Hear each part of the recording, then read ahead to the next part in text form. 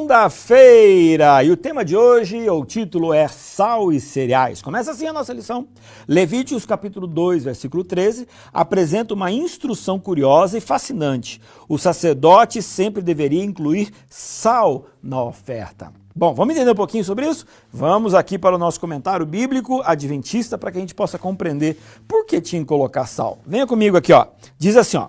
Em sua propriedade de preservar, o sal é o contrário do fermento e do mel. Porque você vai ler em Levíticos capítulo 2 que não era para colocar nem fermento e nem mel.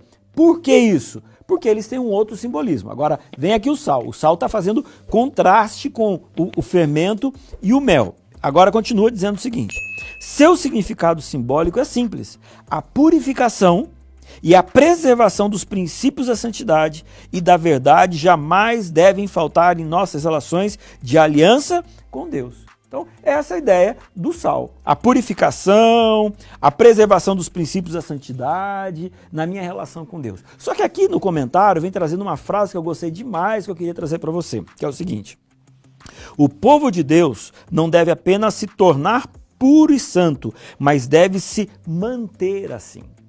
O sal, ele, no passado, muito mais do que hoje, ele tinha essa propriedade de fazer com que uma carne não estragasse, então ela ficava toda salgada, ou seja, ela tinha a propriedade de manutenção. Então, eu achei interessante essa frase aqui pelo seguinte: existem muitas pessoas que hoje, elas fazem parte da família de Deus. De repente, é o teu caso, você está dentro da igreja, você foi batizado, você está ativo, mas aí passa um tempo, passa aí 1 ano, 2 anos, a fé vai esfriando. Então, qual que é a ideia? A ideia é de que eu sou de Jesus hoje e serei de Jesus amanhã. É a manutenção, não simplesmente uma coisa temporária, um período da minha vida. Então, o sal também tem essa demonstração de você manter, ok? Bom, mas nós temos uma outra aplicação também.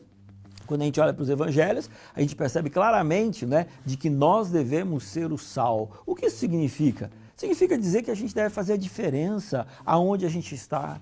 A gente deve fazer a diferença por onde a gente passa. O sal é aquele que você não sabe assim, puxa, a não ser que passe do ponto, essa comida está salgada. Mas quando ela está no ponto, o sal ela dá mais sabor. É essa que é a ideia, entendeu? Então, nós como cristãos, nós deveríamos ser o sal. Devemos fazer a diferença na nossa comunidade, na nossa universidade, na faculdade, no nosso bairro, na nossa casa. Por quê? Porque nós somos sal. E como é que eu posso ser sal? Eu posso ser sal basicamente de 2 formas. A primeira delas, levando as outras pessoas a mensagem de Jesus que mudou a minha vida. E a segunda forma é através das minhas ações demonstrar o que Deus fez na minha vida, através de ações de amor.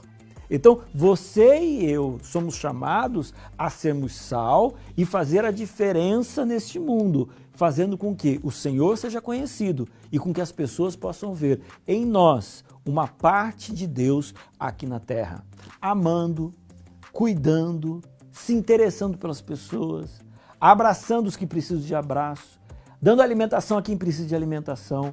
Ou seja, eu, como sal, faço diferença na vida das pessoas. E aí, você quer ser um sal? Agora lembre-se, o sal, ele só pode ter sentido quando ele está fora do saleiro. Então, a gente precisa também, como sal, entender que o nosso chamado não é simplesmente ficar dentro da igreja, mas é sair e fazer a diferença para as outras pessoas. Beleza? Valeu! Amanhã a gente